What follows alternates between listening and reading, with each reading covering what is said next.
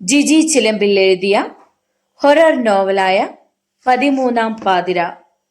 സുഗന്ധി എന്ന രക്തദാഹിയായ ബ്രഹ്മരക്ഷസിന്റെ പ്രതികാരത്തിന്റെ കഥ. ഒരു സ്ഫടികം ബുക്സ് പ്രസിദ്ധീകരണം. രാമഭദ്രൻ എക്സിബിഷൻ ഹാളിൽ നിന്നും പുറത്തിറങ്ങി കാറിൽ കയറാൻ തുടങ്ങുമ്പോൾ മൊബൈൽ ചിണുങ്ങി. കയ്യിലിരുന്ന പെയിന്റിങ്ങുകൾ കാറിന്റെ ഡിക്കിയിൽ വെച്ച ശേഷം മൊബൈൽ എടുത്തു നോക്കി. 3 മിസ് കോൾ. ജയപാലാണ്. തിരിച്ചു വിളിക്കാൻ തുടങ്ങുമ്പോൾ വീണ്ടും ഫോൺ റിങ് ചെയ്തു. എന്താ സാറേ, എത്ര ദിവസമായി വിളിച്ചിട്ട്? ഇപ്പോൾ തന്റെ കാര്യം ഓർത്തതേയുള്ളൂ. അതെന്താ, കാരണം വല്ലതും ഉണ്ടോ? എല്ലാം പറയാം. ഇപ്പോൾ എവിടുന്നാണ് വിളിക്കുന്നത്? ഡൽഹിയിൽ നിന്നും നാട്ടിലെത്തിയോ? എത്തിയിട്ടില്ല, ട്രെയിനിലാണ്. നാളെ എത്താമെന്ന് വിചാരിക്കുന്നു. വിചാരിച്ച പോരാ, എത്തിയിരിക്കണം. അതെന്താ, പ്രശ്നം വല്ലതും? ഇത്ര പെട്ടെന്ന് മറന്നോ? മറ്റന്നാൾ എന്റെ പുതിയ വീടിന്റെ ഹൗസ് വാമിംഗ് അല്ലേ? ഓ, അത് മറന്നു. ഞാൻ എന്തായാലും എത്തും, പോരെ? മതി. താനില്ലാതെ പുതിയ വീട്ടിൽ കയറിക്കൂടേണ്ടി വരുമോ എന്ന് ഓർത്തിരിക്കുകയായിരുന്നു ഞാൻ. മറ്റന്നാൾ 13-ാം തീയതി അല്ലേ? ഇങ്ങനെയുള്ള ശുഭകാര്യങ്ങൾക്ക് പറ്റിയ ദിവസമാണോ അന്ന്? നമുക്ക് 12-ഉം 13-ഉം ഒക്കെ ഒരേപോലെയല്ലേ? അന്ന് പബ്ലിക് ഹോളിഡേ ആയതുകൊണ്ട് ഓഫീസിലുള്ളവർക്കൊക്കെ പങ്കെടുക്കാനും കഴിയും. താൻ തിരക്കിലായിരുന്നോ? ഞാൻ കുറെ നേരമായി ട്രൈ ചെയ്യുന്നു. ആർട്ട് ഗാലറിയിൽ പെയിന്റിംഗ് എക്സിബിഷന് കയറി. കുറെ ചിത്രങ്ങൾ വാങ്ങിച്ചു. പുതിയ വീട്ടിലേക്ക് വേണ്ടിയാണ്. കൊള്ളാം. തന്നെ പോലുള്ള കലാസ്നേഹികൾ ഉള്ളതുകൊണ്ടാണ് എന്നെ പോലുള്ള കലാകാരന്മാർ ജീവിച്ചിരിക്കുന്നത് തന്നെ. ആരുടെയൊക്കെ പെയിന്റിങ്ങുകളാണ് വാങ്ങിയത്? റാഫേൽ, പിക്കാസോ, റെബ്രാൻഡ്, അതോ നിന്റെ ഫേവറേറ്റ് രവിവർമ്മയുടേതോ? രവിവർമ്മയും റെബ്രാൻഡും റാഫേലും ഒക്കെ ഉണ്ട്. പക്ഷേ ഇവരുടെയൊക്കെ ചിത്രത്തേക്കാൾ എനിക്കിഷ്ടപ്പെട്ടത് മറ്റൊരു ചിത്രമാണ്. വരച്ച ആളിന്റെ പേരില്ലാത്ത ചിത്രം. 100 വർഷമെങ്കിലും പഴക്കമുണ്ടാകുമെന്നാ എനിക്ക് തോന്നുന്നത്. എങ്കിൽ നിന്നെ മോഹിപ്പിച്ച ആ പെയിന്റിംഗ് എനിക്കുമൊന്ന് കാണണമല്ലോ. പക്ഷേ വിചിത്രമായ ഒരു കാര്യമുണ്ട്. ഒരുപക്ഷെ അതുകൊണ്ടായിരിക്കും എനിക്ക് ആ ചിത്രത്തോട് കൂടുതൽ ഇഷ്ടം തോന്നിയത്. അതെന്താണ്? ആ ചിത്രത്തിലെ സുന്ദരിക്ക് കണ്ണിന്റെ കൃഷ്ണമണികളില്ല. എന്ത്? ഇത് വളരെ അതിശയമായിരിക്കുന്നല്ലോ. എനിക്കും ആദ്യം അങ്ങനെയാണ് തോന്നിയത്. ഞാൻ ആ ചിത്രത്തെക്കുറിച്ച് വിശദമായി അന്വേഷിച്ചെങ്കിലും കൂടുതലായി ഒരു വിവരവും കിട്ടിയില്ല. ആ ചിത്രം പൂർത്തിയാക്കും മുമ്പ് അത് വരച്ചയാൾ മരണപ്പെട്ടതുകൊണ്ടാണ് കണ്ണിന്റെ കൃഷ്ണമണികൾ വരയ്ക്കാതിരുന്നതെന്ന് സെയിൽസ്മാനായ മധ്യവയസ്കൻ എന്നോട് പറഞ്ഞു. ചിലപ്പോ അയാൾ പറഞ്ഞത് ശരിയാകാനാണ് സാധ്യത. ആ, അപർണയും മോനെയും തിരക്കാൻ മറന്നു. അവരൊക്കെ സുഖമായിരിക്കുന്നോ? എന്റെ അന്വേഷണം പറയുക. ഞാൻ വയ്ക്കട്ടെ, ശേഷം നേരിൽ. Okay, by. ബൈ. രാമഭദ്രൻ കാറിൽ കയറി. വളഞ്ഞു പുളഞ്ഞ എസ്റ്റേറ്റ് റോഡിലൂടെ കാർ ഓടിക്കുമ്പോൾ രാമഭദ്രൻ ചിന്തിച്ചത് വരച്ചു പൂർത്തിയാകാത്ത സുന്ദരിയുടെ ചിത്രത്തെക്കുറിച്ചാണ്. ആരാണവൾ? ആ ചിത്രം വരച്ചയാൾക്ക് എന്തു പറ്റി? കാർ ഹെയർപിൻ വളവ് കഴിഞ്ഞ് കയറ്റം കയറി. പെട്ടെന്ന് മഴ ചാറാൻ തുടങ്ങി. പതുക്കെ പതുക്കെ മഴ ശക്തി പ്രാപിച്ചു. കാറ്റ് വീശാനും തുടങ്ങി.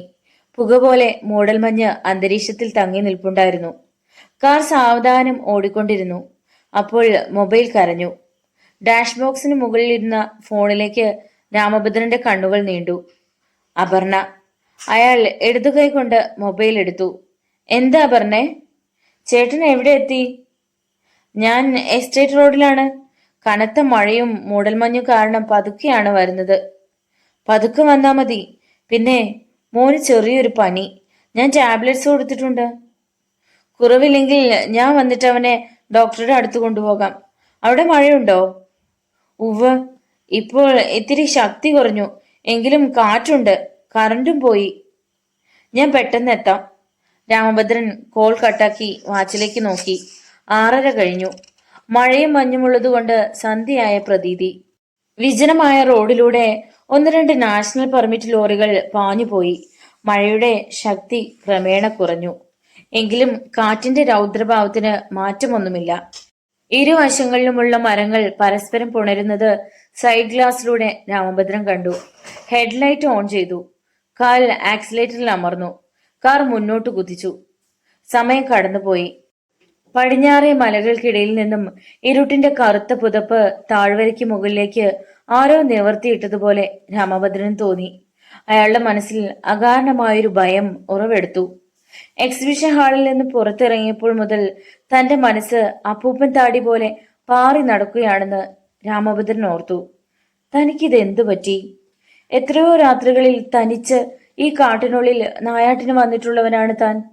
അയാളുടെ മനസ്സിലേക്ക് ഒരു സുന്ദരിയുടെ മുഖം കയറി വന്നു. അത് അവളായിരുന്നു, പൂർത്തിയാകാത്ത ചിത്രത്തിലെ സുന്ദരി. നാശം! രാമഭദ്രന്റെ കാൽ ബ്രേക്കിൽ അമർന്നു. ആ ചിത്രം വാങ്ങിയതാണോ തന്റെ മനസമാധാനം നഷ്ടപ്പെടാൻ കാരണം? ചേ, ഒരു ചിത്രം വാങ്ങിയതുകൊണ്ട് എന്ത് സംഭവിക്കും?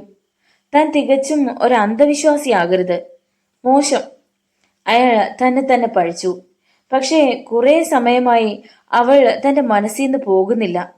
മനസ്സിന്റെ സ്വസ്ഥത നശിപ്പിച്ചുകൊണ്ടിരിക്കുകയാണ്. ഒരു പാണ്ടിലോറി കടന്നുപോയി. രാമഭദ്രന്റെ ചിന്തകൾ മുറിഞ്ഞു. അയാൾ ഒരു സിഗരറ്റ് കത്തിച്ചു, ചുണ്ടിൽ വച്ചു. ശരീരത്തിന് ഒരു ഉണർവ് വന്നതുപോലെ തോന്നി. പുറത്ത് കാറ്റും മഴയും ശമിച്ചിരുന്നു. എങ്കിലും മൂടൽമഞ്ഞിന്റെ ശകലങ്ങൾ ആകാശത്തിനും ഭൂമിക്കുമിടയിൽ അവിടെ എവിടെയായി തങ്ങി നിൽപ്പുണ്ടായിരുന്നു. രാമഭദ്രൻ നിമിഷങ്ങൾക്കു ശേഷം കാർ സ്റ്റാർട്ട് ചെയ്തു. ഗോകുൽമോന് പനിയാണെന്ന് അപർണ പറഞ്ഞ കാര്യം ഓർമ്മ വന്നതും അയാൾ സ്നേഹനിധിയായ ഒരച്ഛനായി മാറി. കാർ ഇരുട്ടിന്റെ ഗഹൂരത്തിലൂടെ മാളം തീർത്തുകൊണ്ട് പാഞ്ഞുപോയി. 2-3 കിലോമീറ്ററുകൾ കൂടി കഴിഞ്ഞാൽ വീടെത്തി. ആശ്വാസത്തോടെ രാമഭദ്രൻ ഓർത്തു. ഭയാശങ്കകൾ മനസ്സിൽ നിന്നും നീങ്ങിപ്പോയിരുന്നു. കാർ ഇടിഞ്ഞു പൊളിഞ്ഞ പഴയ കാളിക്ഷേത്രത്തിന്റെ മുന്നിലെത്തി. അറിയാതെ രാമഭദ്രന്റെ കണ്ണുകൾ അങ്ങോട്ടും ഇങ്ങോട്ടും നീണ്ടു. 100-ലേറെ വർഷം പഴക്കമുണ്ടായിരുന്ന ക്ഷേത്രമാണതെന്നാണ് പറഞ്ഞു കേട്ടിരിക്കുന്നത്. ഇപ്പോഴവിടെ പൂജയോ കാര്യങ്ങളോ ഒന്നും തന്നെ ഇല്ല. ചില വിശേഷ നാളുകളിൽ അടുത്തുള്ള താമസക്കാരിൽ ആരെങ്കിലും അവിടെയുള്ള കരിവിളക്കിൽ തിരി കത്തിക്കും. കാളിദേവിയുടെ പഴയൊരു കരിങ്കൽ പ്രതിമയാണ് പ്രതിഷ്ഠ. ഐതിഹ്യങ്ങൾ ഓർത്തുകൊണ്ട് രാമഭദ്രൻ കാർ ഓടിച്ചുകൊണ്ടിരുന്നു. ക്ഷേത്രത്തിനടുത്ത് നിന്ന് ഒരു ഫർലോങ് മുന്നോട്ട് പോയതും മാനത്ത് നിന്ന് പൊട്ടി വീണതുപോലെ ഒരു യുവതി കാറിന് മുന്നിലേക്ക് ചാടി. അയ്യോ! നിലവിളിച്ചുകൊണ്ട് രാമഭദ്രൻ ബ്രേക്ക് ചവിട്ടി. റോഡിൽ ടയർ ഉറഞ്ഞു കത്തിയ ഗന്ധം വായുവിൽ പടർന്നു. ഒരു നിമിഷം വൈകിയിരുന്നെങ്കിൽ അവളെ ഇടിച്ചു തെറിപ്പിച്ചേനെ. അതോർത്തപ്പോൾ രാമഭദ്രന്റെ രോമകൂപങ്ങൾ പിടഞ്ഞുണർന്നു. ചാകാൻ വേറെ വണ്ടിയൊന്നും കണ്ടില്ലേ കൊച്ചേ? സൈഡ് ഗ്ലാസ് താഴ്ത്തിയിട്ട് രാമഭദ്രൻ വിളിച്ചു ചോദിച്ചു. അപ്പോഴും മഴ ചാർന്നുണ്ടായിരുന്നു. ഇടയ്ക്കിടയ്ക്ക് മിന്നലും. സാറേ, എന്നെ ഒന്ന് സഹായിക്കണേ, കൈ കൂപ്പിക്കൊണ്ട് അവൾ പറഞ്ഞു. അപ്പോഴാണ് രാമഭദ്രൻ അവളെ ശ്രദ്ധിച്ചത്. സുന്ദരിയായ ഒരു യുവതി. ഏറിയാൽ 20-22 വയസ്സ് പ്രായം കാണും. അവൾ ഉടുത്തിരുന്ന സാരിയും ബ്ലൗസും നനഞ്ഞു കുതിർന്നിരുന്നു. തലയിൽ നിന്നും മഴവെള്ളം ദേഹത്തേക്ക് ഒലിച്ചിറങ്ങുന്നുണ്ടായിരുന്നു. ആ മഴ മുഴുവൻ നനഞ്ഞുകൊണ്ടാണ് അവൾ ഓടി വന്നതെന്ന് രാമഭദ്രന് മനസ്സിലായി. നീ ആരാ കൊച്ചേ? നിന്നെ എവിടെയൊന്നും കണ്ടിട്ടില്ലല്ലോ. ആ സമയത്ത് ഒരു സ്ത്രീയുമായി ഇടപഴകുന്നതിന്റെ അപകടം ഓർത്തുകൊണ്ട് തന്നെ രാമഭദ്രൻ തിരക്കി. എസ്റ്റേറ്റിലെ തൊഴിലാളികൾ താമസിക്കുന്നതിന്റെ അടുത്താ എന്റെ വീട്, കിതച്ചുകൊണ്ട് അവൾ പറഞ്ഞു. നിനക്ക് എന്താ വേണ്ടത്? അവൾക്ക് എന്തോ അപകടം സംഭവിച്ചതായി അയാൾക്ക് തോന്നി. സർ, അവരെന്നെ കൊല്ലും. അല്ല, അവളെ കൊല്ലും. സാർ എന്റെ വീട്ടിലേക്ക് ഒന്ന് വരണേ. അവൾ കരച്ചിലിന്റെ ഇടയിലാണ് അത്രയും പറഞ്ഞൊപ്പിച്ചത്. അത് പറഞ്ഞു കഴിഞ്ഞപ്പോഴേക്കും തടുത്തു നിർത്തിയ ദുഃഖം അണപൊട്ടി ഒഴുകി. കരയാതിരിക്കൂ. ചുവപ്പ് നിറത്തിലുള്ള ഒരു സാരിയായിരുന്നു അവൾ ഉടുത്തിരുന്നത്. കയ്യിലും കഴുത്തിലുമൊക്കെ സ്വർണ്ണാഭരണങ്ങളുണ്ട്. മൂക്കിനോട് ചേർന്ന് വലതു കവിളിൽ കറുത്തൊരു മറുക്. എന്തൊരഴകാണ് അവൾക്ക്! രാമഭദ്രന്റെ മനസ്സൊരു നിമിഷം പാളി. ആരെ കൊല്ലുന്ന കാര്യമാ കുട്ടി പറയുന്നത്? പെട്ടെന്ന് രാമഭദ്രൻ ചോദിച്ചു. ആ സമയത്ത് ഒരു യുവതിയുമായി താൻ സംസാരിച്ചുകൊണ്ട് നിൽക്കുന്നത് ആരെങ്കിലും കണ്ടാലുണ്ടാകുന്ന കുഴപ്പങ്ങളെക്കുറിച്ച് അയാൾ ബോധവാനായിരുന്നു. എങ്ങനെയെങ്കിലും അവളെ ഒഴിവാക്കി സ്ഥലം വിടാനായിരുന്നു അയാളുടെ തീരുമാനം. എന്റെ അനുജത്തിയെ 2 പേർ ഞങ്ങളെ ബലം പ്രയോഗിച്ച് നശിപ്പിക്കാൻ ശ്രമിക്കുന്നതിനിടയിൽ ഞാൻ രക്ഷപ്പെട്ട് ഓടി വന്നതാണ്. ആരെയെങ്കിലും സഹായത്തിന് വിളിക്കാൻ. സർ, പ്ലീസ്, അവർ രക്ഷപ്പെടും മുമ്പ് എന്റെ അനുജത്തിയെ രക്ഷിക്കണം. എനിക്ക് അവന്മാരോട് പകരം ചോദിക്കണം. അവളുടെ കണ്ണുകൾ ചുവന്നത് രാമഭദ്രൻ കണ്ടില്ല. തന്റെ സാമീപ്യം മൂലം ഒരു ജീവൻ രക്ഷിക്കാൻ തനിക്ക് കഴിഞ്ഞാലോ എന്ന് ചിന്തിച്ചതും രാമഭദ്രനിലെ പഴയ നായാട്ടുകാരൻ ഉണർന്നു. കയറിക്കോളൂ, നമുക്ക് അങ്ങോട്ട് പോകാം. രാമഭദ്രൻ പിന്നിലെ ഡോർ തുറന്നു കൊടുത്തു. അവൾ ഉടനെ കാറിൽ കയറി. കാർ മുന്നോട്ട് കുതിച്ചു. എവിടെയാണ് നിന്റെ വീട്? വഴി പറഞ്ഞു തരൂ. അവൾ തലയിളക്കി. കാർ തന്റെ വീട്ടിലേക്ക് തിരിയുന്ന പോക്കറ്റ് റോഡും കഴിഞ്ഞ് മെയിൻ റോഡിലൂടെ പറപ്പിക്കുകയായിരുന്നു രാമഭദ്രൻ. വലത്തേക്ക്, ഒരു ഗട്ടർ റോഡ് ചൂണ്ടിക്കാണിച്ചുകൊണ്ട് അവൾ പറഞ്ഞു. ആ വഴിയിലൂടെ ഒരിക്കൽ യാത്ര പോയ കാര്യം രാമഭദ്രൻ ഓർത്തു. ഈ റോഡ് തീരെ മോശമാണല്ലോ കുട്ടി. കാർ തിരിച്ചുകൊണ്ട് അയാൾ പറഞ്ഞു. കുറച്ചു ദൂരം മാത്രമേ ഉള്ളൂ സർ, അത് കഴിഞ്ഞാൽ നല്ല വഴിയാണ്. സമീപത്തെങ്ങും ഒരു വെളിച്ചം പോലും കാണാത്തത് എന്താണെന്ന് രാമഭദ്രൻ അത്ഭുതപ്പെട്ടു. കാറ്റിലും മഴയിലും കറണ്ട് പോയി കാണുമെന്ന് അയാൾ ഊഹിച്ചു. അപർണ പറഞ്ഞ കാര്യം ഓർക്കുകയും ചെയ്തു. എന്താ നിന്റെ പേര്? സുഗന്ധി. നല്ല മണമുള്ള പേര്. ഒരു ഫലിതം പറഞ്ഞതുപോലെ രാമഭദ്രൻ പുഞ്ചിരിച്ചു. കാറിനുള്ളിൽ നല്ലൊരു സുഗന്ധം പരന്നു. രാമഭദ്രൻ അത്ഭുതപ്പെട്ടു. അവൾ മുടിയിൽ പൂക്കൾ ചൂടിയിട്ടുണ്ടോ? നിശാഗന്ധി പൂക്കളുടെ മണമാണതെന്ന് രാമഭദ്രൻ തിരിച്ചറിഞ്ഞു. രാമഭദ്രൻ തിരിഞ്ഞ് സുഗന്ധിയെ നോക്കി. അവൾ മുടിയിൽ പൂക്കളൊന്നും അണിഞ്ഞിട്ടില്ല.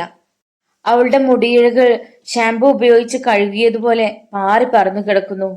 മഴ നനഞ്ഞു കുതിർന്ന വസ്ത്രങ്ങളോടെയാണ് കുറച്ചു മുമ്പ് അവൾ കാറിൽ കയറിയത്. ഇപ്പോൾ അവൾ നനഞ്ഞതിന്റെ യാതൊരു ലക്ഷണവുമില്ല. രാമഭദ്രന്റെ ഉള്ളിൽ വീണ്ടും ചില ഭയാശങ്കകൾ നിറഞ്ഞു.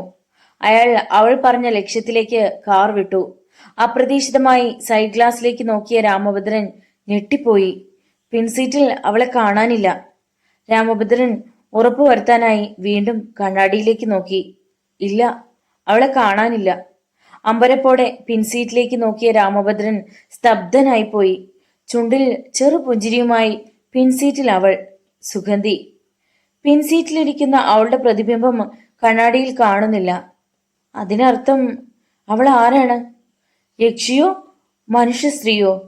കുറച്ചു സമയത്തേക്ക് രാമഭദ്രന് ചിന്തിക്കാനുള്ള കഴിവ് നഷ്ടപ്പെട്ടിരുന്നു. വീണ്ടും അയാളുടെ മനസ്സിനെ ഭയം കീഴടക്കാൻ തുടങ്ങി. തനിക്കെന്തോ അരുതാത്തത് സംഭവിക്കാൻ പോകുന്നുവെന്ന ചിന്ത അയാൾക്കുണ്ടായി.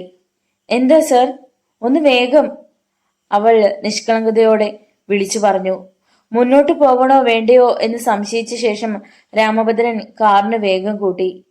താനൊരു ഭീരുവാകാൻ പാടില്ല. ഉപബോധ മനസ്സിലിരുന്ന് ആരോ മന്ത്രിക്കുന്നത് പോലെ അയാൾക്ക് തോന്നി. കാർ വീണ്ടും ഒരു തിരിവിലെത്തി. റോഡ് രണ്ടായി പിരിയുന്നു.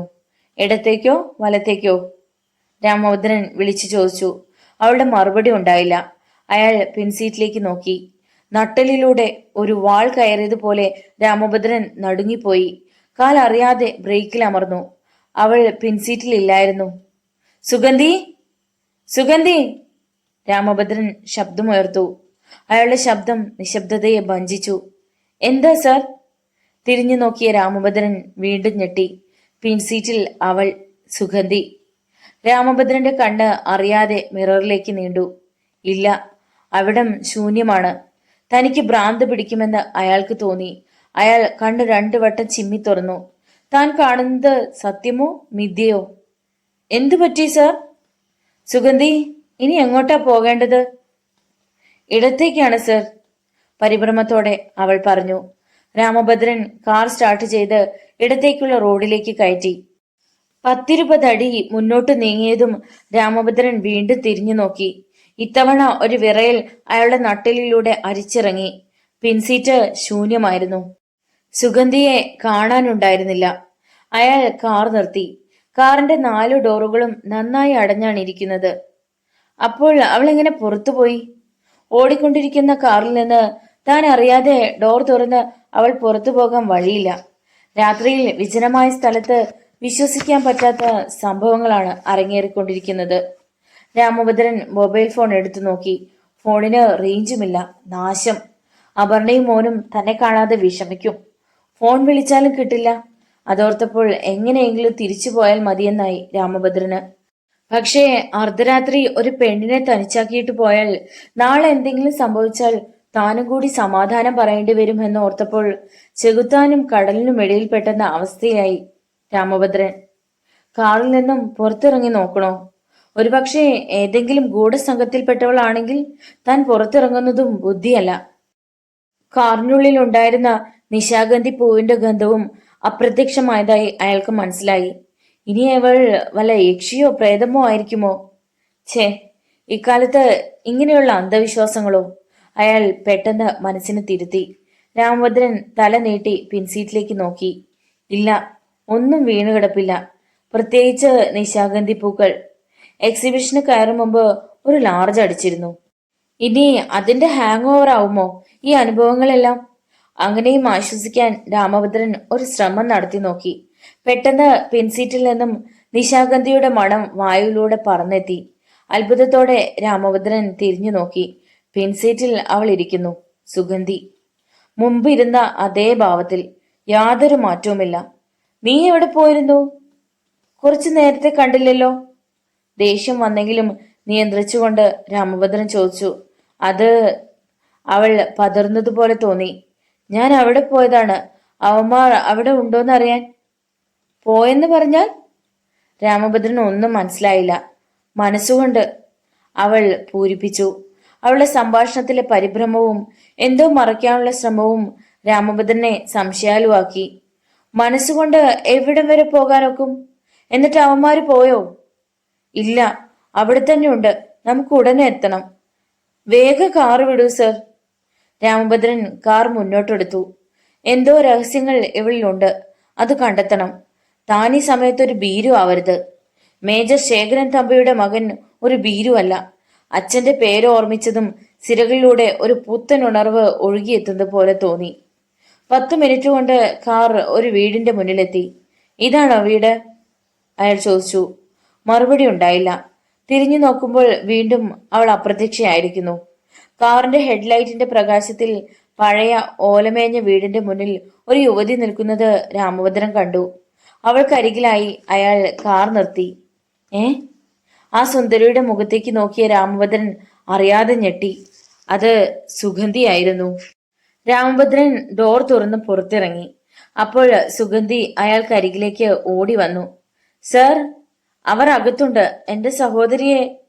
അവൾ മുഴുമിപ്പിക്കാതെ അയാളെ നോക്കി. വിളറിയ നിലാവിൽ അവളുടെ മുഖഭാവം രാമഭദ്രന് വ്യക്തമായില്ല. പെട്ടെന്ന് തലയ്ക്ക് മുകളിൽ ഒരു മിന്നലുണ്ടായി. കണ്ണഞ്ചിപ്പിക്കുന്ന പ്രകാശം. അത് കഴിഞ്ഞപ്പോൾ സുഗന്ധി എന്ന സുന്ദരി മുന്നിലുണ്ടായിരുന്നില്ല. അവൾ ആ പ്രകാശധാരയിൽ അലിഞ്ഞു പോയതുപോലെ രാമഭദ്രൻ തോന്നി. അയാൾ ഭയത്തോടെ ചുറ്റും നോക്കി. അവളെ കാണാനില്ല. കാറിനുള്ളിലും അവൾ ഉണ്ടായിരുന്നില്ല. രാമഭദ്രൻ സംഭരിച്ചു വെച്ചിരുന്ന ധൈര്യമെല്ലാം ഒറ്റയടിക്ക് ചോർന്നുപോയി. അനുജത്തിയെ അക്രമികളിൽ നിന്ന് രക്ഷിക്കാൻ അവൾക്കിപ്പോൾ ധൃതിയില്ലേ?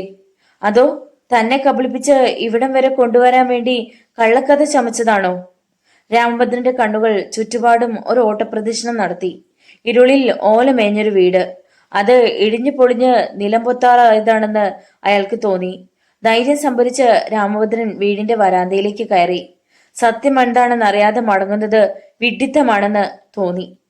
മുകളിൽ നിന്നും വെള്ളം എല്ലായിടത്തും ഇറ്റിറ്റ് വീഴുന്നു. ചിലയിടത്തു നിന്നും വെള്ളം ഒഴുകി താഴെ വീഴുന്ന ശബ്ദം.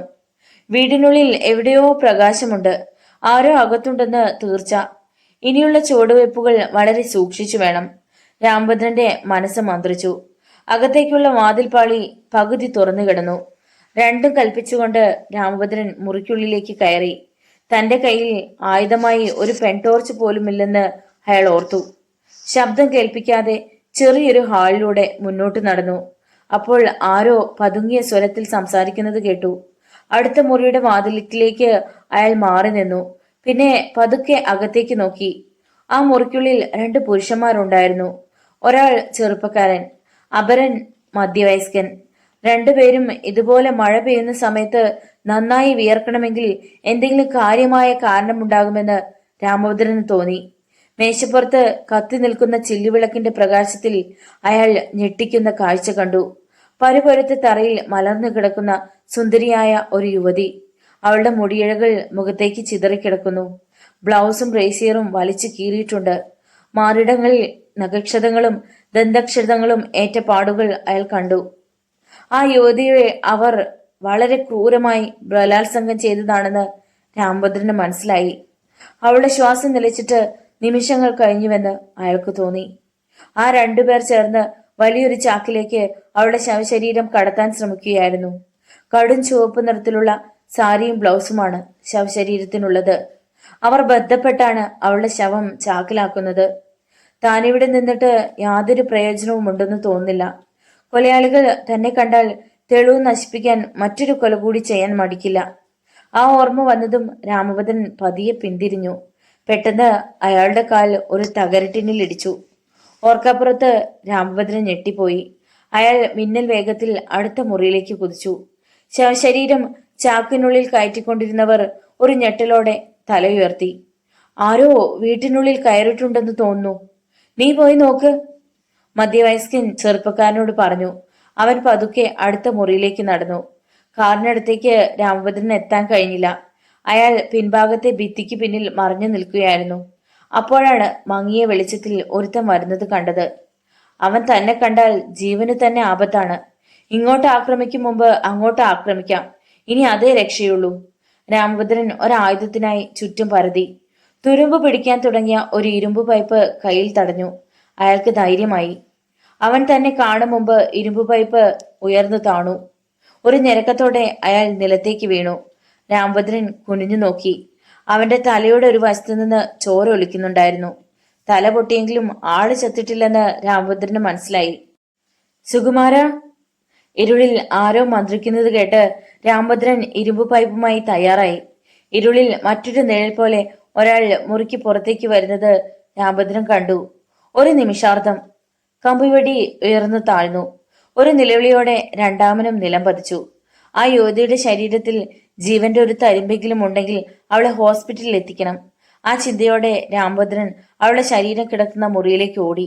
അവളുടെ ശരീരം പകുതിയോളം ചാക്കിനുള്ളിലായിരുന്നു. രാമഭദ്രൻ നിലത്ത് കുനിഞ്ഞിരുന്ന് അവളുടെ മൂക്കിൽ വിരലുകൾ ചേർത്ത് നോക്കി. ആ ശ്വാസം എപ്പോഴോ നിലച്ചിരുന്നു. കൈകൾ തണുത്തു മരവിച്ചിരുന്നു. മുഖത്തേക്ക് ചിതറിക്കിടക്കുന്ന മുടിയിഴകൾ മാറ്റി അയാൾ ടോർച്ചടിച്ചു നോക്കി. എന്ത്? തലയിൽ സർപ്പദംശനമേറ്റതുപോലെ രാമഭദ്രൻ നടുങ്ങിപ്പോയി. ആ യുവതി സുഗന്ധിയായിരുന്നു. രാമഭദ്രനെ ഇങ്ങോട്ട് കൂട്ടിക്കൊണ്ടുവന്ന അതേ സുഗന്ധി.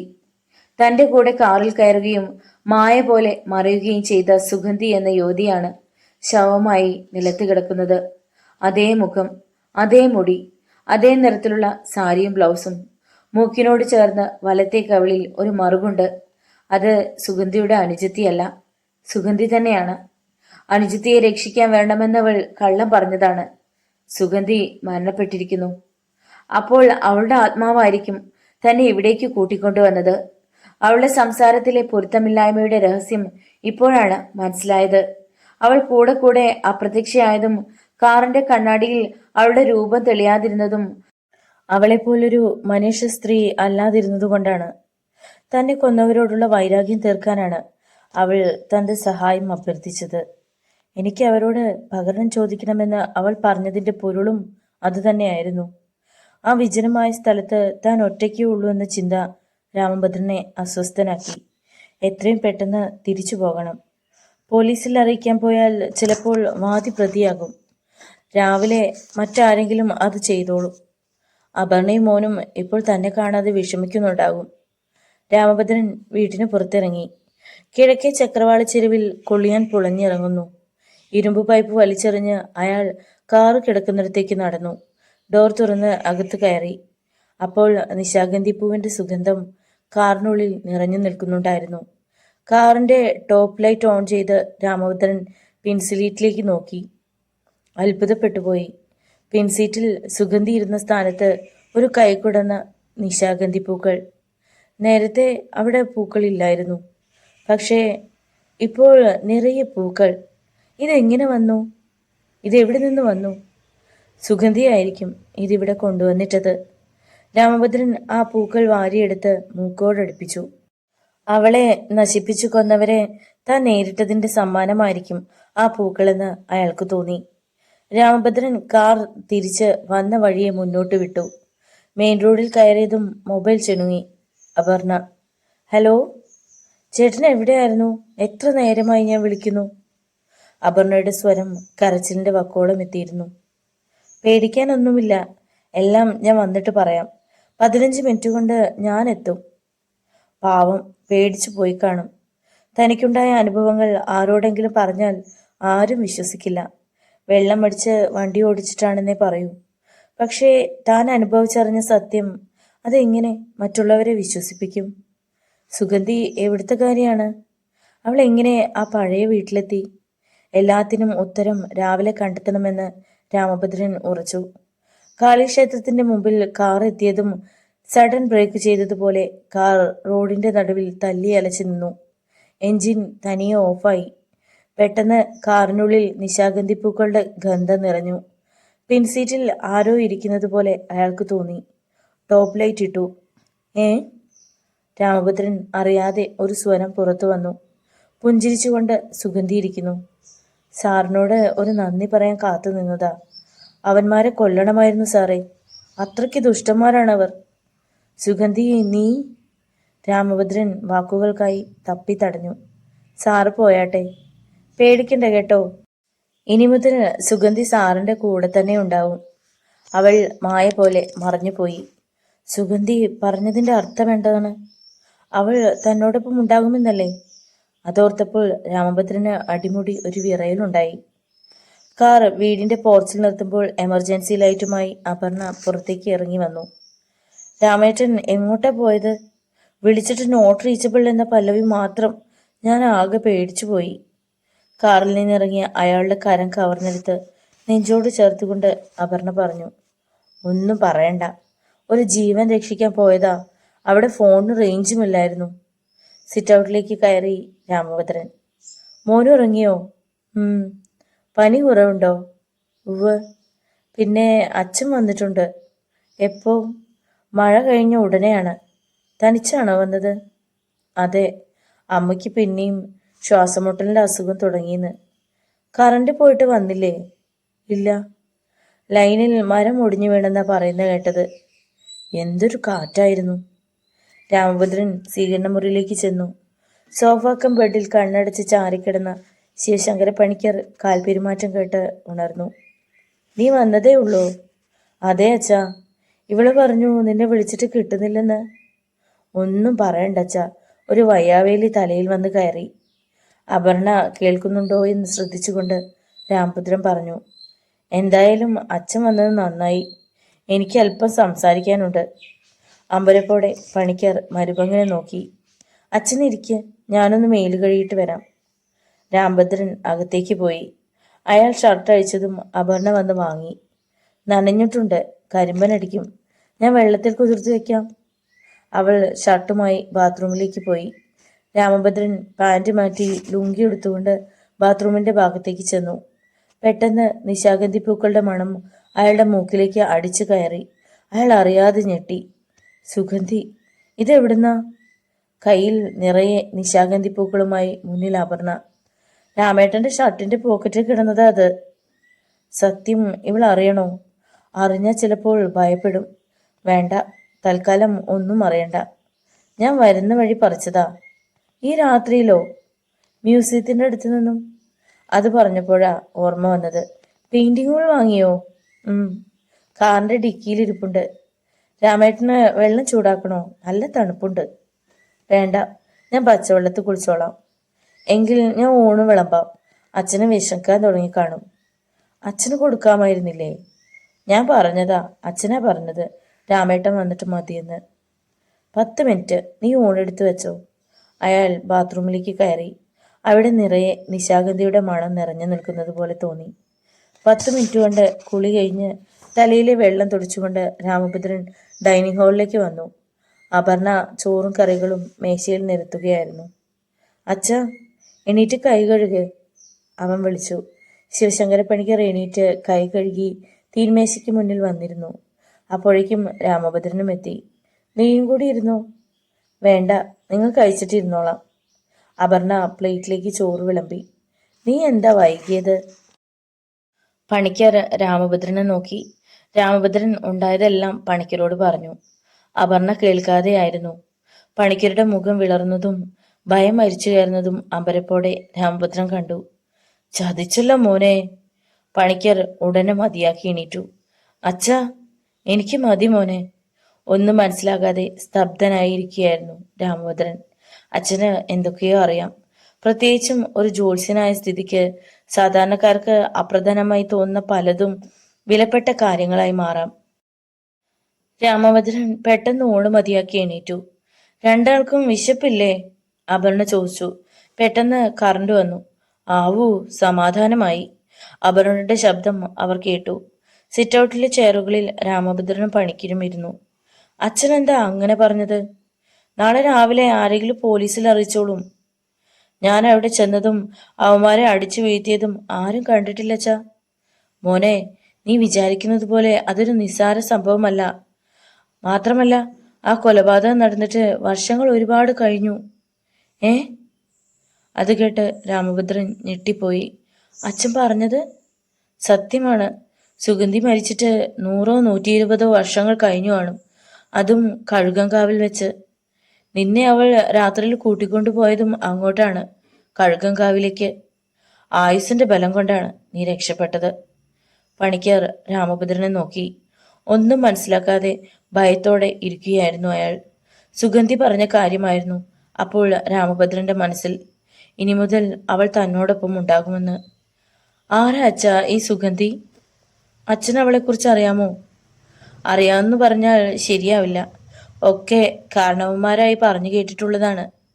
പണിക്കാൻ നിർത്തിയിട്ട് രാമഭദ്രനെ നോക്കി. അപർണ ഇതൊന്നും അറിയണ്ടച്ചാ, അവൾ പേടിക്കും. പണിക്കർ ഇല്ലെന്നർത്ഥത്തിൽ തലയിളക്കി. രാമഭദ്രൻ എത്തി നോക്കി. അപർണ അടുക്കളയിലാണ്. ചെമ്പകരാമൻ എന്ന നാടുവാഴിയുടെ മകളായിരുന്നു സുഗന്ധവല്ലി. പെട്ടെന്ന് മച്ചിലിരുന്ന ഒരു പല്ലി ചിലച്ചു. മോനെ, ദുർനിമിത്തമാണ്. ഇനിയൊന്നും വേണ്ട, പോയി കിടന്ന് ഉറങ്ങിക്കോളൂ. നാളെ സംസാരിക്കാം. ശിവശങ്കര പണിക്കർ എണീറ്റ് കിഴക്കോട്ട് നോക്കി കണ്ണുകൾ അടച്ചു. പിന്നെ 3 പ്രാവശ്യം ദേവീസ്തോത്രം ചൊല്ലി. അപ്പോൾ പോർച്ചിൽ കിടക്കുന്ന കാറിൽ നിന്നും വെടിപൊട്ടുപോലൊരു ശബ്ദം കേട്ടു. അവർ ഞെട്ടിപ്പോയി. എന്താ ചേട്ടാ? അപർണ ഓടി വന്നു.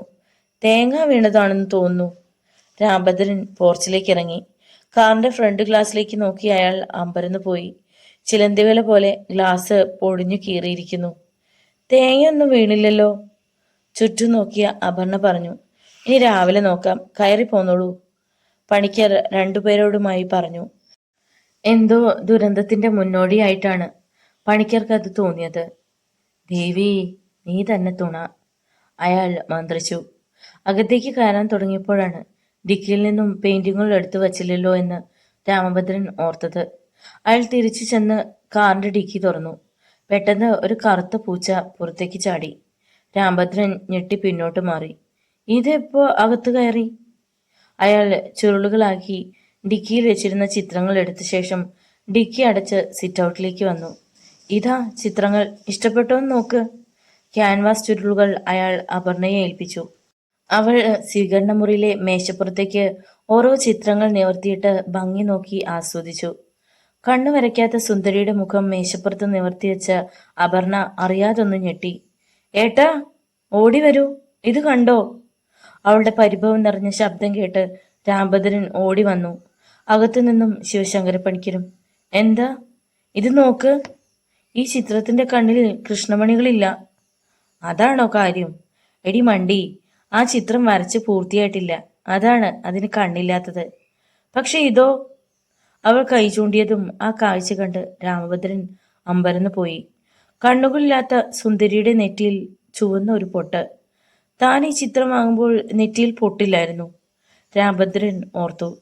പക്ഷെ ഇപ്പോൾ ചിലപ്പോൾ പൊട്ടുണ്ടായിരിക്കാം, താൻ ശ്രദ്ധിക്കാത്തത് കൊണ്ടായിരിക്കും. അയാൾ ആശ്വസിക്കാൻ ശ്രമിച്ചു. അയ്യോ, ചോര! നെറ്റിയിലെ പൊട്ടിലൂടെ കൈ ഓടിച്ച അപർണ ഷോക്കടിച്ചതുപോലെ കൈ വലിച്ചുകൊണ്ട് പറഞ്ഞു. നോക്കട്ടെ. രാമഭദ്രനും അത് തൊട്ടു നോക്കി. ചൂടാറാത്ത ചോര. അയാളത് മണത്തു നോക്കി. ഹോ, പച്ച ചോരയുടെ രൂക്ഷഗന്ധം.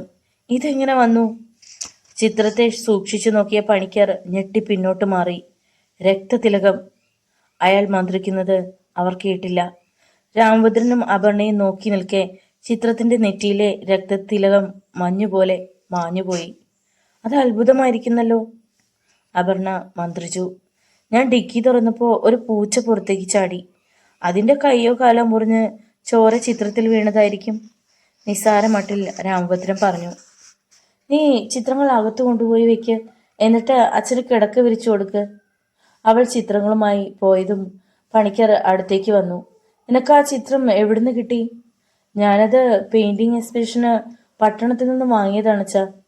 ആ ചിത്രം കണ്ടിട്ട് എനിക്ക് നല്ല പരിചയം തോന്നുന്നു. ആലോചനയോടെ പണിക്കർ പറഞ്ഞു. അച്ഛന് ആ ചിത്രത്തെക്കുറിച്ച് അറിയാമെങ്കിൽ നമുക്ക് അതിന്റെ രഹസ്യം കണ്ടുപിടിക്കാമായിരുന്നു. ആ ചിത്രത്തിന് ഒരു പുതുമ തോന്നി, ഒപ്പം എന്തൊക്കെയോ നിഗൂഢതയും. അതുകൊണ്ടാ ഞാനിത് വാങ്ങിയത്. പക്ഷേ ഇത് ആൾ താമസമുള്ള വീട്ടിൽ സൂക്ഷിക്കാൻ പറ്റില്ല മോനെ. അതെന്താ അച്ഛാ? ആ ചിത്രത്തിൽ ഒരു ദുഷ്ടാത്മാവ് കുടിയിരിക്കുന്നുണ്ട്. എന്ത്? രാമഭദ്രൻ വിശ്വാസം വരാതെ പണിക്കരെ നോക്കി.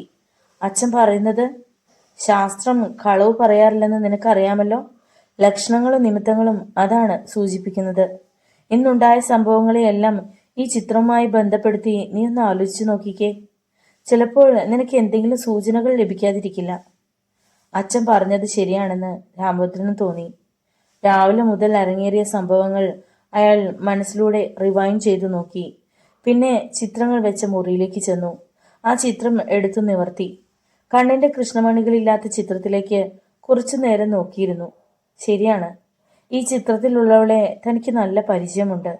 മൂക്കിനോട് ചേർന്ന് വലത്തെ കവളിൽ കറുത്ത മറുക്. My God!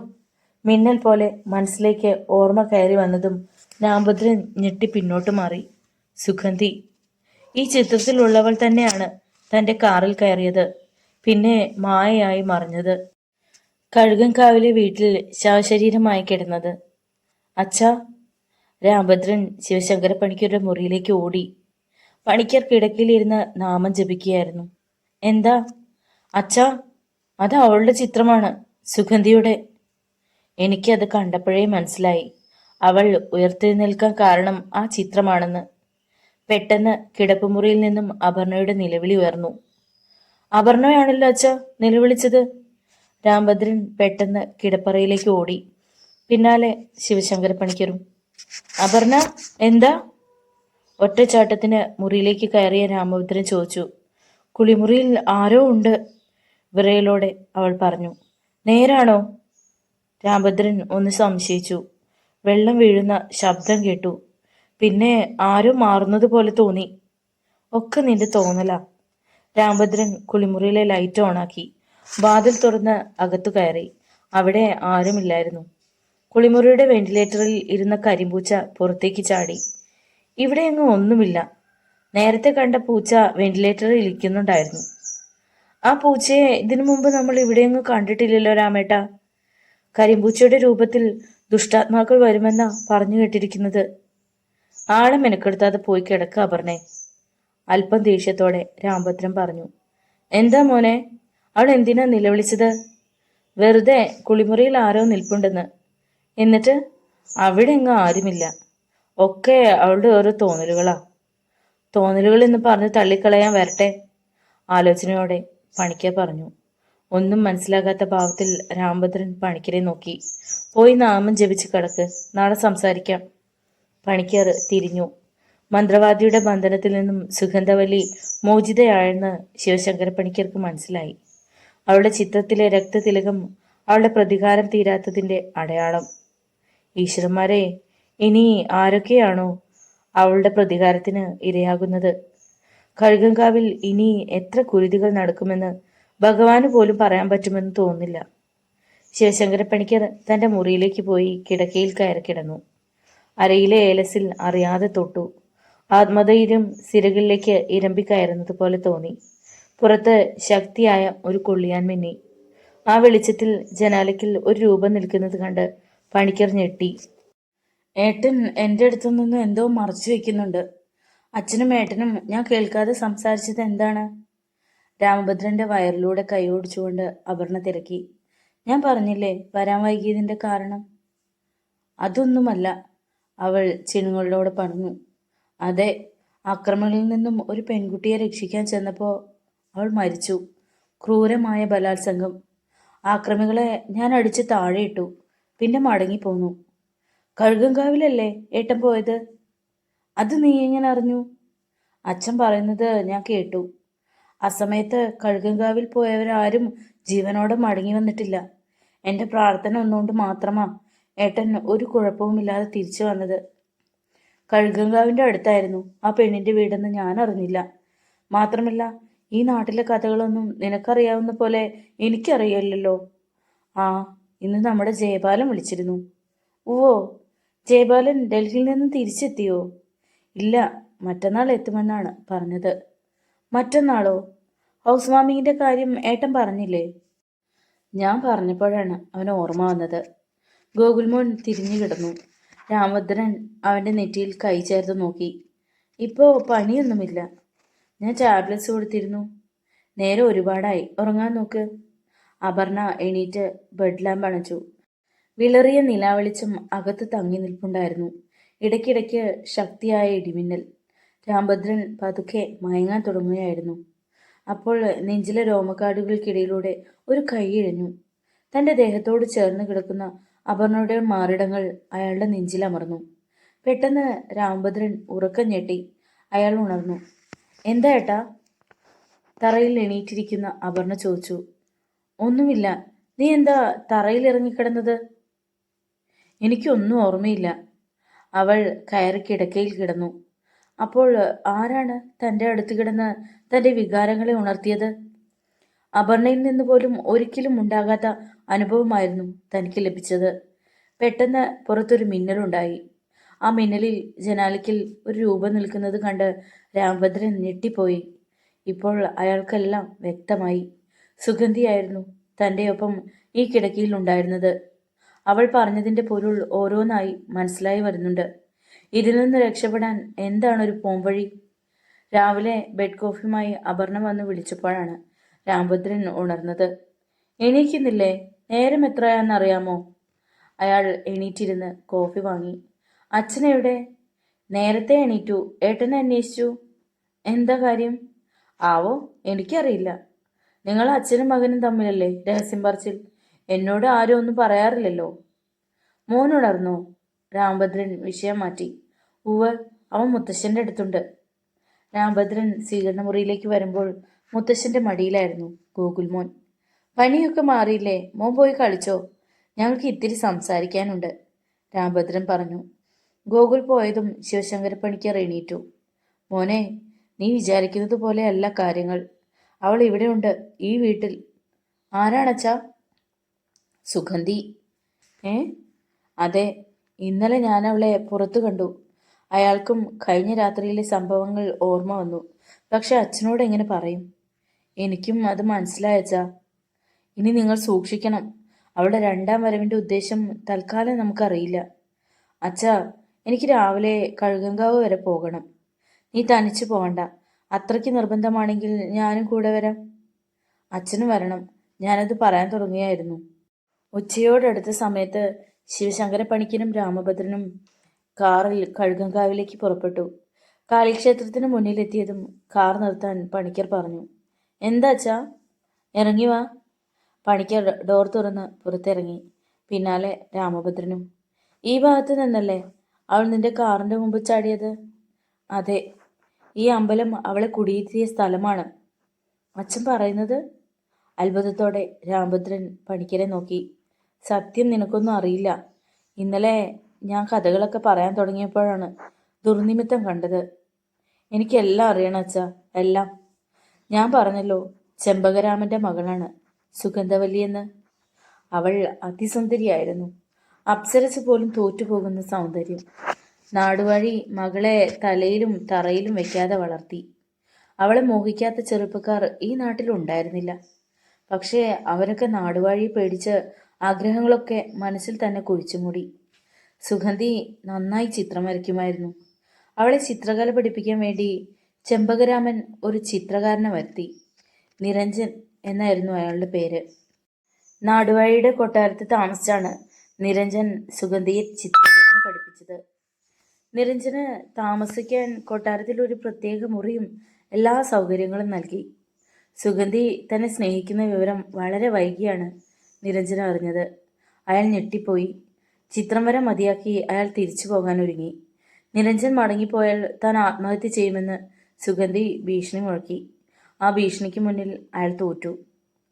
നമ്മുടെ ഈ ബന്ധം സുഗന്ധിയുടെ അച്ഛൻ അറിഞ്ഞാൽ എൻ്റെ ഗതി എന്താകുമെന്ന് സുഗന്ധി ചിന്തിച്ചിട്ടുണ്ടോ? സുഗന്ധിയുടെ മടിയിൽ തല ചേർത്ത് വെച്ചുകൊണ്ട് കിടന്ന നിരഞ്ജൻ ചോദിച്ചു. എല്ലാം അറിഞ്ഞിട്ട് തന്നെയാണ് ഈ സുഗന്ധി നിരഞ്ജനെ സ്നേഹിച്ചത്. അവൻ്റെ മുടിയിഴകളിലൂടെ വിരലൂന്നിക്കൊണ്ടവൾ പറഞ്ഞു. അച്ഛൻ്റെ കിങ്കരന്മാരുടെ വാളിനിരയായി കഴിഞ്ഞാൽ നമ്മളെങ്ങനെ ജീവിക്കും സുഗന്ധി? നിരഞ്ജൻ എന്തെങ്കിലും സംഭവിച്ചാൽ പിന്നെ ഈ ഞാനും ജീവനോടെ ഭൂമിയിലുണ്ടാവില്ല. സത്യം. അവൾ അവൻ്റെ തലയിൽ കൈവച്ച് ആണയിടും പോലെ പറഞ്ഞു. എൻ്റെ ചിത്രം വരച്ചു തരാമെന്ന് പറഞ്ഞിട്ട് ഇതുവരെ വരച്ചില്ലല്ലോ. അവൾ തിരക്കി. നിന്റെ ചിത്രം വരച്ച് പൂർത്തിയാക്കാൻ എനിക്ക് കഴിയില്ല സുഗന്ധി. അതെന്താ? നിന്റെ ഈ സൗന്ദര്യം മുഴുവൻ എൻ്റെ ചിത്രത്തിൽ ആവാഹിക്കാൻ എനിക്ക് കഴിയില്ല. എനിക്ക് നിരഞ്ജൻ്റെ ഭാഷ മനസ്സിലായില്ല. ഒരു കവിക്ക് സൗന്ദര്യം വർണ്ണിക്കാൻ വാക്കുകൾ കിട്ടാത്തതുപോലെയാണ് ഒരു ചിത്രകാരന് സൗന്ദര്യം മുഴുവൻ ക്യാൻവാസിലേക്ക് പകർത്താൻ സാധിക്കാത്തത്. ഇപ്പോൾ മനസ്സിലായോ? അപ്പോൾ ഞാൻ അത്രയ്ക്ക് സുന്ദരിയെന്നാണോ നിരഞ്ജൻ പറയുന്നത്? എൻ്റെ മനസ്സിൽ സുഗന്ധിക്കുള്ള സൗന്ദര്യം എത്രയോ മടങ്ങാണ്. അത് വർണ്ണിക്കാനോ വരയ്ക്കാനോ എനിക്ക് കഴിയില്ല. എങ്കിൽ എൻ്റെ ജീവനില്ലാത്ത ഒരു ചിത്രം വരച്ചു തന്നുകൂടെ? അങ്ങനെയൊന്ന് വരയ്ക്കുന്നത് എനിക്ക് സങ്കല്പിക്കാൻ പോലും പറ്റില്ല. ഷോ, ഈ നിരഞ്ജൻ! ഞാൻ മരിച്ചു കിടക്കുന്ന ചിത്രം വരയ്ക്കാനല്ല പറഞ്ഞത്. പിന്നെ കണ്ണുകൾ വരയ്ക്കുമ്പോഴാണല്ലോ ഒരു ചിത്രത്തിന് ജീവനും സൗന്ദര്യവും ഉണ്ടാവുന്നത്. അതെ, അപ്പോൾ കണ്ണുകളില്ലാത്ത എൻ്റെ ഒരു ചിത്രം വരയ്ക്കണം. കണ്ണുകളില്ലാത്ത ചിത്രമോ? കണ്ണിലെ കൃഷ്ണമണികൾ വരയ്ക്കേണ്ടെന്നാണ് ഞാൻ ഉദ്ദേശിച്ചത്.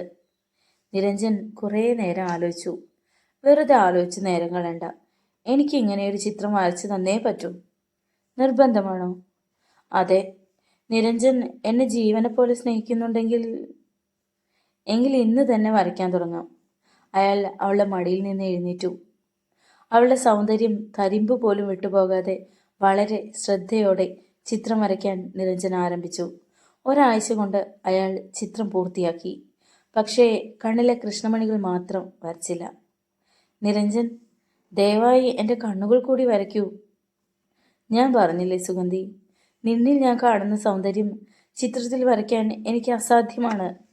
ശരി, ഞാൻ സമ്മതിച്ചിരിക്കുന്നു. പക്ഷേ ഒരു കാര്യം കൂടി ഞാൻ പറയുകയാണ്.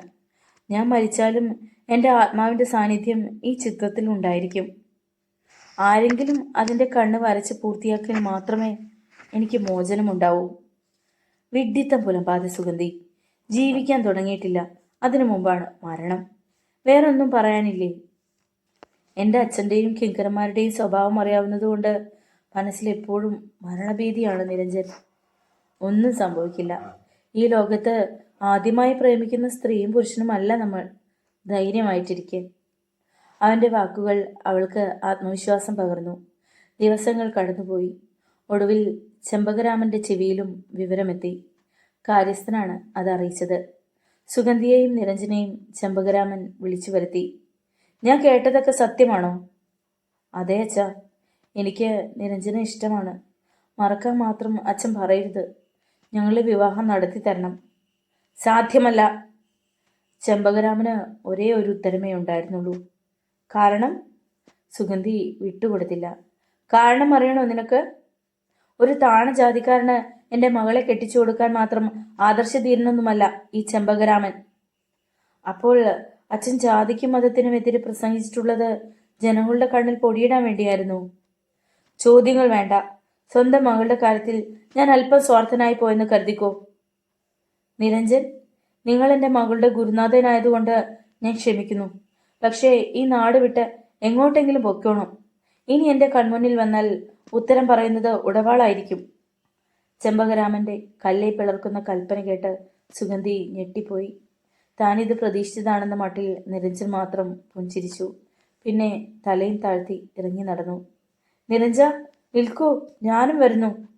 പുറത്തേക്ക് ഓടാൻ ശ്രമിച്ച സുഗന്ധിയെ ചെമ്പകരാമൻ്റെ നിർദ്ദേശപ്രകാരം കിങ്കരന്മാർ പിടിച്ചുവെച്ചു. അവളെ മുറിയിലടയ്ക്ക്, ഞാൻ പറയാതെ തുറന്നു വിടണ്ട. നാടുവാഴിയുടെ കിങ്കരന്മാർ ആജ്ഞ അക്ഷരം പ്രതി അനുസരിച്ചു. അവളുടെ കാര്യങ്ങൾ നോക്കാനായി ഒരു പരിചാരികയെ നിയോഗിച്ചു. കരയാൻ മാത്രമേ സുഗന്ധിക്കായുള്ളൂ. നിരഞ്ജന്റെ ഓർമ്മകളുമായി അവൾ തടവറയിൽ കഴിഞ്ഞുകൂടി. ഒടുവിൽ പരിചാരിക അവളുടെ രക്ഷയ്ക്കെത്തി. സുഗന്ധിയെ ആരും അറിയാതെ അവൾ തുറന്നുവിട്ടു. ഒരു രാത്രിയിൽ നിരഞ്ജൻ വീട്ടുമുറ്റത്ത് മൃദുവായൊരു പാദപതനം കേട്ടു. നാടുവഴിയുടെ കിങ്കരന്മാരാണെന്ന് കരുതി നിരഞ്ജൻ ഞെട്ടി എണീറ്റു. വാതിൽ തുറന്ന അയാൾ മുറ്റത്ത് നിൽക്കുന്ന ആളെ കണ്ട് ഞെട്ടിപ്പോയി. സുഗന്ധി, നീ? അതെ, ഞാൻ അച്ഛൻ്റെ തടവറയിൽ നിന്ന് രക്ഷപ്പെട്ടു. അവൾ നടന്നതെല്ലാം പറഞ്ഞു. ഇനി നമ്മൾ ഇവിടെ നിൽക്കുന്നത് ആപത്താണ്. എങ്ങോട്ടെങ്കിലും ഓടിപ്പോകണം. പക്ഷേ നിന്റെ അച്ഛൻ്റെ കിങ്കരന്മാർ? ആരും വരാത്ത സ്ഥലത്തേക്ക് നമുക്ക് പോകാൻ, നിരഞ്ജൻ. എൻ്റെ സുഗന്ധി, നാം ഒരുമിച്ച് ജീവിക്കാൻ തീരുമാനിച്ചു. നമ്മളത് നേടിയെടുക്കണം. എല്ലാവരും എതിർത്തു കഴിഞ്ഞതാ. പക്ഷേ ഇപ്പോൾ എനിക്കൊരു ആത്മവിശ്വാസം കിട്ടി. നീ കൂടെ ഉണ്ടെങ്കിൽ ഏത് നരകത്തിൽ വേണമെങ്കിലും പോകാൻ ഞാൻ തയ്യാർ. നിരഞ്ജൻ അപ്പോൾ തന്നെ കെട്ടിവെച്ചിരുന്ന ഭാണ്ഡവും എടുത്ത് സുഗന്ധിക്കൊപ്പം ഇറങ്ങി. ശിവശങ്കര പണിക്കർ ഒന്ന് നിർത്തി രാമഭദ്രന്റെ മുഖത്തേക്ക് നോക്കി. അയാൾ കഥയിൽ ലയിച്ചിരിക്കുകയായിരുന്നു. എന്നിട്ട് ഉദ്യോഗത്തോടെ അയാൾ തിരക്കി. കഴുകങ്കാവിലേക്കാണ് അവൾ ഒളിച്ചോടി എത്തിയത്. ആരും അറിയാതെ അവിടെ ഒരു കുടിലിൽ അവർ താമസം ആരംഭിച്ചു. ഒരു ദിവസം രാത്രിയിൽ ആരോ വാതിലിൽ തട്ടുന്നത് കേട്ട് നിരഞ്ജനും സുഗന്ധിയും ഞെട്ടി ഉണർന്നു. ആത്മരക്ഷാർത്ഥം സൂക്ഷിച്ചിരുന്ന വാളെടുത്തുകൊണ്ട് നിരഞ്ജൻ വാതിൽ തുറന്നു. മുന്നിൽ നിൽക്കുന്നയാളെ കണ്ട് അവർ നടുങ്ങിപ്പോയി. ചെമ്പകരാമന്റെ പ്രധാന കിങ്കരൻ പ്രാപ്തൻ, ഒപ്പം അയാളുടെ ചിങ്കിടികളും. ഇറങ്ങി വാടാ! പ്രാപ്തൻ നിരഞ്ജനെ പിടിച്ചു വലിച്ചിഴച്ചു. നിരഞ്ജന് വാള് പ്രയോഗിക്കാൻ സമയം കിട്ടുന്നതിന് മുമ്പ് അവരത് പിടിച്ചു വാങ്ങി. നീ തമ്പുരാന്റെ കൽപ്പന അനുസരിക്കില്ല, അല്ലട നായേ! പ്രാപ്തൻ അലറിക്കൊണ്ട് വാൾ നിരഞ്ജന്റെ മാറിൽ കുത്തിയിറക്കി. സുഗന്ധി! അയാൾ അലറി. നിരഞ്ജ! അവൾ അവന്റെ കാൽക്കൽ വീണ് പൊട്ടിക്കരഞ്ഞു. ദുഷ്ടന്മാർ! പ്രതികാര ദുർഗയെപ്പോലെ അവൾ ചാടി എണീറ്റു. പിന്നെ മാനസിക നില തെറ്റിയതുപോലെയായിരുന്നു പ്രവർത്തനം. നിരഞ്ജന്റെ ചുടുചോര കോരിയെടുത്ത് സ്വന്തം നെറ്റിയിൽ തിലകം ചാർത്തി. രക്തതിലകം. അവൾ പൈശാചികമായി പൊട്ടിച്ചിരിച്ചു. നിന്നെ കിട്ടിയാൽ കൊല്ലാനാണ് തമ്പുരാന്റെ കൽപ്പന. അദ്ദേഹത്തിന് ഇനി ഇങ്ങനൊരു മകളില്ലെന്ന്. പ്രാപ്തൻ പൊട്ടിച്ചിരിച്ചു. ഒരുപാട് കാലം മനസ്സിൽ സൂക്ഷിച്ച മോഹമാടി നീ. തമ്പുരാന്റെ മകളായതുകൊണ്ടാണ് നീ ഞങ്ങളിൽ നിന്നും രക്ഷപ്പെട്ടത്. പ്രാപ്തൻ അവളെ കടന്നു പിടിച്ചു. അവളുടെ വായ് പൊത്തി. അവൾ സ്വതന്ത്രയാകാൻ കഴിയുന്നത്ര ശ്രമിച്ചു. ആക്രമികളെ മാന്തുകയും കടിക്കുകയും ഒക്കെ ചെയ്തു. അതനുസരിച്ച് അവളുടെ ശക്തിപ്രയോഗങ്ങൾ വർദ്ധിക്കുകയാണ് ചെയ്തത്. സുഗന്ധിയുടെ ശരീരം തളർന്നു. നിരഞ്ജന്റെ അന്ത്യം അവളുടെ മനസ്സിനെ പാടെ തളർത്തി കഴിഞ്ഞിരുന്നു. അതോടെ അവൾ ബോധരഹിതയായി. മണിക്കൂറുകൾ കഴിഞ്ഞപ്പോഴാണ് സുഗന്ധിക്ക് സ്വബോധം വീണ്ടുകിട്ടിയത്. കണ്ണുകൾ തുറക്കാൻ കഴിയുന്നില്ല. മൂടൽമഞ്ഞ് പോലെ അവ്യക്തമായി എന്തോ കണ്ടു. ചുണ്ടുകൾ നീറുന്നു.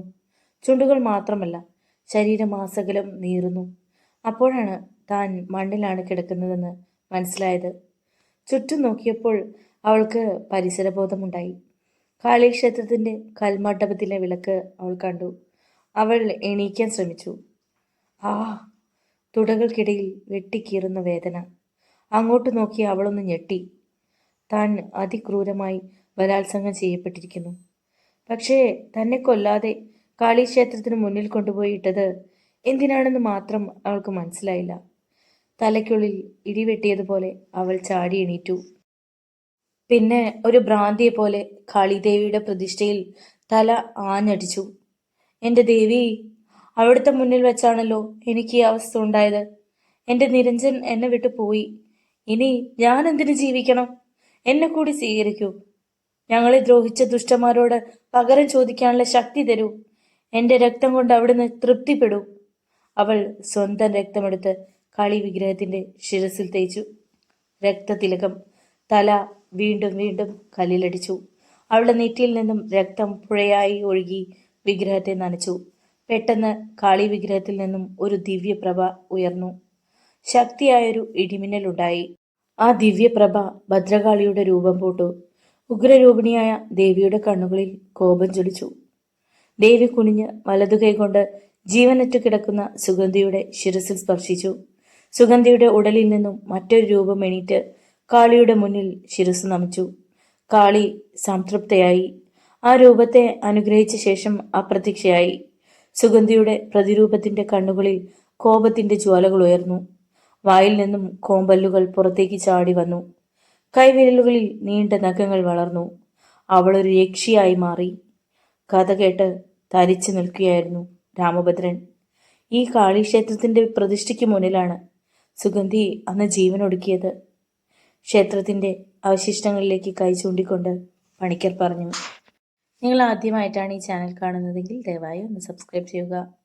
വീഡിയോ ഇഷ്ടമായാൽ ആരും ഒന്ന് ലൈക്ക് ചെയ്യാൻ മറക്കരുതേ. നിങ്ങളുടെ വിലയേറിയ അഭിപ്രായങ്ങളും നിർദ്ദേശങ്ങളും കമൻറ്റ് ബോക്സിൽ അറിയിക്കുക. നന്ദി.